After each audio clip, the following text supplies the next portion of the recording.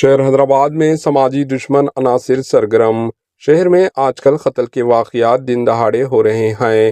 قانون اور نظم و ضابطہ بے بس دکھائی دے رہے ہیں۔ راؤڈی شیٹرز منمانی اپنی سرگرمیاں جاری رکھے ہوئے ہیں اور بعض پولیس ان کے خلاف کوئی کارروائی نہیں کرتی ہے، اور کارروائی کی جاتی ہے تو برائے نام ہوتی ہے۔ قتل کے واقعات کے بعد مجرم بآسانی ضمانت حاصل کر لیتا ہے اور اس کے دل میں قانون کا کوئی پاس و لحاظ نہیں ہوتا۔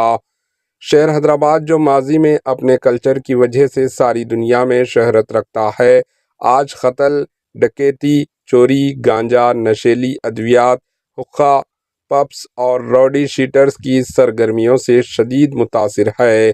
اگر پولیس کا رویہ حقیقت پسندانہ ہو تو اس صورت میں سماجی دشمن عناصر پر شکنجہ کسا جا سکتا ہے اور وہ بے باکی کے ساتھ اپنی سرگرمیاں جاری نہیں رکھ سکتے۔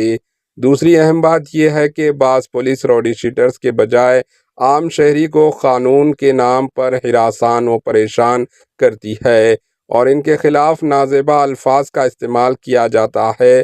ان حالات میں سٹی کمشنر پولیس سے گزارش ہے کہ وہ حالات پر نظر رکھتے ہوئے متعلقہ عہدیداروں کو اس معاملے میں ہدایت جاری کرے تاکہ شہر میں امن برقرار رکھ سکے۔ بیورو رپورٹ، ایچین نیوز۔